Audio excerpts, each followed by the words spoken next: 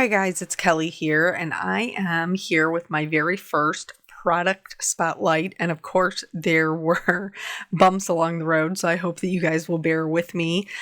Today we are looking at the ginger jars from our Cottage Countryside release that will be live on Wednesday.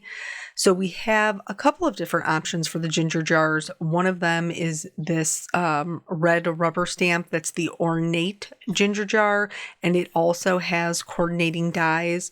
The red rubber it just gives like the most amazing detail to to anything that it's made out of, but because this how do you say it? The chinoiserie kind of style for the ginger jars is really detailed. These are beautiful. All you have to do is stamp them down and the pattern is already included in there. Now, for the Lovely Layers ginger jars, that's what you see here. They have roughly the same shape, but you can get the detailed stencils to go with them. And it has 4 different stencils on there, and I will quickly show you what those look like. 2 of them are kind of longer blocks, so they are the smaller, more repetitive pattern, and then 2 of them are florals.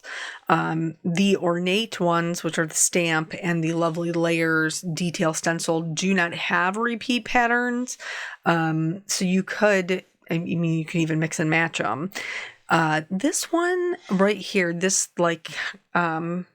this floral might be my favorite. I'm not 100.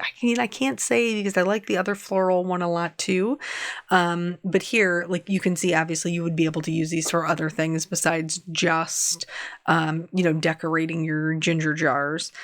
This one has 2 here, and so you can use them by themselves. I'll show you them first by themselves, but then they can also be layered, which is how I decorated one of my ginger jars. I used this and did both of them so that it's a much fuller pattern, and you'll see that here. Really liked that very much. And then the last one, I'm just being honest with you guys, I would get the stencils just for this one right here. And I can tell you already that I plan on doing another card that has nothing to do with ginger jars, but is just this stencil. I love this large floral. Obviously, it's enough, to kind of carry a card. But because it is a little bit larger, you can kind of pick and choose what portions you would want to decorate your ginger jar with. I used kind of the bottom right smaller florals, and as you can see, ta-da, they're all stenciled. This was not on purpose. This is how it got away from me. I was having issues with my camera focusing, and so I was trying to fix the problem while I was filming, and I think what I ended up doing was kind of cutting off a portion of my filming, so I apologize. All of these were shaded in the same way that you see me doing here, whether it was the stamped version or the Lovely Layers version. I added a little bit of shading with the cool gray markers, especially to the details with the lid, where the the detail layer would be. I added shading above and below that, and then on the left and right hand sides of the actual body of the jar, and because we want them to look white but just have a little bit of extra dimension, I was not heavy-handed with it. I colored it as if I was coloring something white. Now, traditionally in this type of style, this chinoiserie type of style, there's a lot of gold or gold foil that you will see in addition to this blue and white kind of pattern. So for the stamped ones, I just went ahead and colored the more yellow golds, and then I'm also going to bring in a gold glitter marker that I can just add right over top of that. You could also use a gold gel pen. That would work really well here as well. But since the Lovely Layers die cuts have the multiple layers, I did cut these out of some gold mirror cardstock. And I kind of mixed up how I did their lids just for some added interest. One of them I did blue, you can see that here. One of them I did white, you can see that next to there. And then the one of them I actually just continued the pattern right on top of the lid with the stenciling. All of these are viable options. I think probably the continued pattern is the more common of the two, or of the three. But I do think all of them work. It just kind of is whatever look you're going for. So I opted to do the gold accents on all three of the lids for both sets. So this one has the top portion. I don't even know what you call that. Like the little ball handle thing at the top, and then it has the middle. They all have like that midline where the jar lid sits. And these were, I mean, they're really simple to put together because that lid and all its accessories cut out as one piece. So, you know, you don't have to worry about like which one goes with which. They're all kind of built in together, which is great. This is the one where we continued the pattern, and I just did that by only lifting up that portion of the stencil, then putting down the die cut that was the lid, and then just re-stenciling right over top of that, and I had no issues. I also did use my sticky mat for that to hold my stencil. So then once we're done building these, then we can go ahead and start building the actual cards. So we're going to do one kind of last look at them. A kind of up close and personal. Obviously, we'll still be seeing them in our cards, but this left side is the lovely layers, with the detailed stencil, and this right side is the Ornate Ginger Jars, which is the stamping, and then the coordinating dies. So I think they both are great options. So this is also new from this upcoming release. This is the Antique Layering Guides. Layering frames. And so I'm using the largest one, and I'm cutting this out of Cosmic Sky from Spellbinders. And so you can see when you cut it out, it is like one full piece. I wanted it to be more of a frame, so I am going to cut out the next layer, which is kind of like a ornate oval type style, but just so that way I can get an actual frame out of it, and then I can keep those pieces, those inside pieces. I can keep them and just put them into my little envelope with the rest of my things, and to use them at another time. So here is where I'm kind of laying everything out, trying to get a feel for what it is that I like.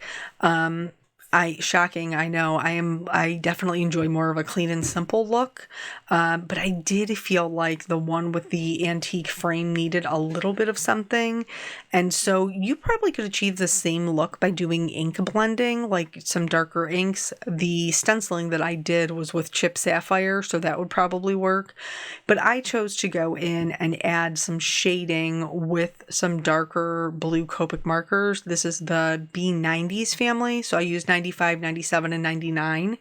And this is the 99. I'm just going in, I'm adding a little bit of shading to those kind of ornate edges that are there. And then I also decided to follow along the embossed line on the outside edge, which creates its own kind of frame. And I just made that darker. I just made that the B99, and I went all the way around the card. I wanted it to be a little bit more blended, not quite so contrasting, I guess. So I did go over those four corners with the B97, and then this is what I used to go over and create kind of a little bit of a darker edge along the inside. It's not as dark as the outside, but just enough that it gives it a little bit more dimension. I have tons of ideas for these frames, like with paste and embossing powders and all kinds of stuff. And I think that we could get some really cool looks with them. So now we have them broken down to two A2 size cards, and I am going to adhere some sections with some foam tape and some with just plain glue. So for this one, I chose to do the stamped version with the antique layering frame because it wasn't quite as bold and as the stenciling was. So not that they both aren't like they do obviously have a lot going on like in the patterns, but because the stenciling one is a bit bolder, I felt like it made it feel a little bit busier. So I went with the more kind of like delicate look of the stamping. And then I glued the frame down flat. I am going to pop up all of the ginger jars with some foam tape and just kind of have them like middle right. There are more to the right, like middle right side. And then I will put my sentiment kind of in the top left. I do, in my scene cards, you guys probably know this, in my scene cards I like to blend in all of my die cut edges. In this case I also did that, but it was to keep the shape of the frame. Like the white borders were really breaking up that frame. And so, here I accidentally adhered my sentiment crooked. So I had to pull up the side and fix it. Nobody's perfect. So because it was kind of breaking that look that the die cut was giving, I decided for just the bottom portion I was going to go in, and I did end up having to use a couple of different colors of blue to get it to match. And then I also went back in with those cool gray markers and added a little shadow to the furthest back ginger jar to help the dimension, so it really looked like those two were sitting in front of it. And I just did the same thing that we did before. I did the darkest part with a C5, went over it with a C3, blended it out with a C1. Now for this one, which is obviously a little bit more clean and simple, I did 1/8 of an inch matte in that same cosmic sky color. This one has a white background. I'm going to adhere them pretty similar.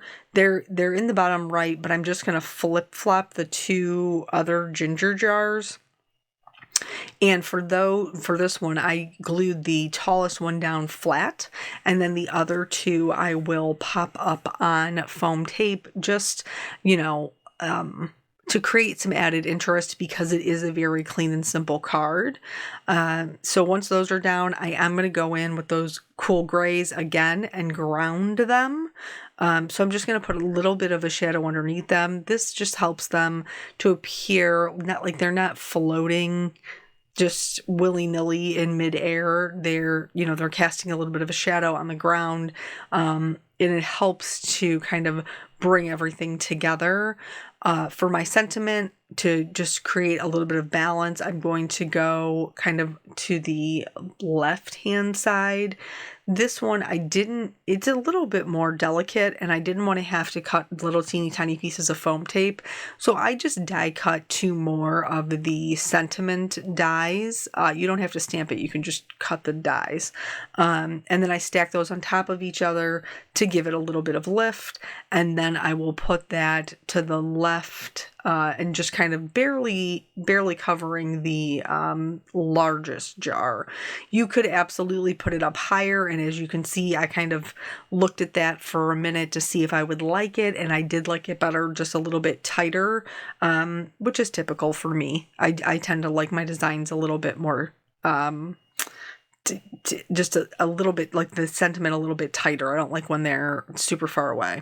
I added some highlights with my white gel pen, and then for the gems, the rhinestone stickers, the gem stickers, I used the Back to Basics, which has black, white, and a bunch of metallics.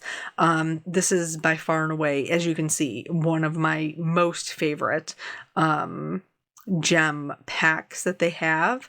And so I did use the gold And it matches fairly nicely with that gold mirror as well as the gold that we colored. And then that's it. That is both cards. So I will be back tomorrow with another product spotlight video, as well as for our release party on Wednesday. So thank you guys so much for joining me. I hope that you're getting excited about the release. I will catch you on the next video. Bye.